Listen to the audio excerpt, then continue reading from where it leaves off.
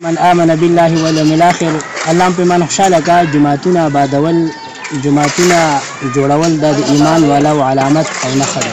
او د الله پیغمبر فرمایي من بنا لله مسجدا بنى الله له بیتا فی الجنه.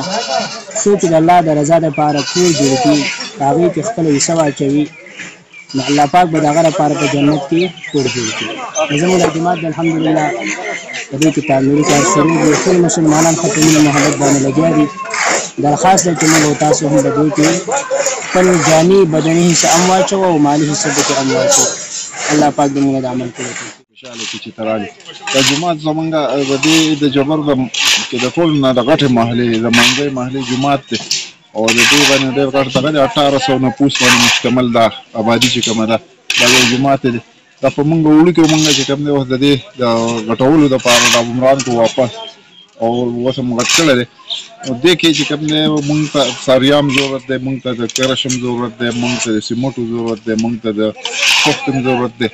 موږ چې څوک هم زموږ سره امداد کوي نو زما نمبر به د انشاءالله تعالی په دغه باندې موږ واچو نو په هغه نمبر دې رابطه کوي او چې کوم دی دا د الله کور دی او په دې کې چې د خپل استعداد د صاحب الاستعداد خلک چې کوم چې هغه زموږ سره چې کوم دی په دې کې امداد وکړي هغه چې په هر شکل کې انشاءالله تعالی د هغوی دا چې کوم دی د صدقه او د خیرات چې کوم دی بې ځای نه ځي. زه ټولو خلکو ته درخواست کوم ټولو د خپل علاقې خلکو ته او ورسره نور صاحب حیثیت خلکو ته دا وکړم. خلق جماعت ته ځي تو کور دننه نوځې جماعت ته ولې نه ځې دا جمع مو ثواب دی.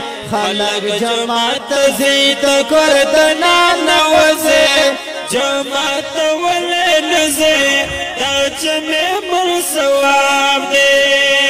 جماعت خو جوړ د نر سړي تا تلل یې پکار د هر سړي دا جماعت خو جوړ د نر سړي تا تلل یې پکار د هر سړي تا ګرنا پکور کې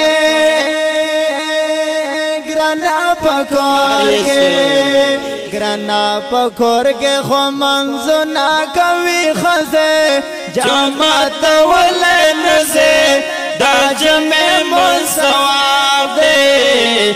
خلق جماعت ځي ته کور ته ننوځې جماعت ولې نه ځې دا جمع مو ثواب دی. څوک چې لمونځ کوي د جامع بیا ټول چارې شي سامې او څوک چې لمونځ کوي د جامع بیا ټول چارې شي سامې وسید لار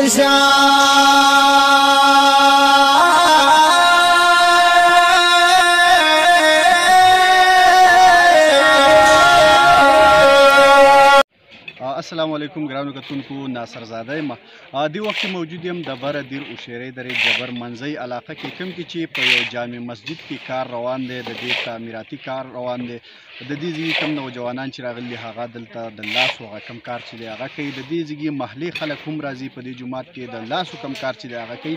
خو یو میسج مونږ تاسو ته درکوو که تاسو دې جومات کې د خپل وس مطابق هغه د کرش په صورت کې که د سیمټو په صورت کې یا د سریا په صورت کې یا د شګې په صورت کې یا د نغدو په صورت کې تاسو خپل امداد خپل صدقه کوئ نو بالکل تاسو هم په دې کې حصه اخیستی شئ ځکه چې دا د الله کور دی او د الله کور سازول چې کوم دی نو دا یو عظیم ثواب دی. نو تاسو هم په دې کار خیر کې خپل حصه واخلئ. د کوم جومات چې دی په دې تعمیر کې د دې خلکو سره مرسته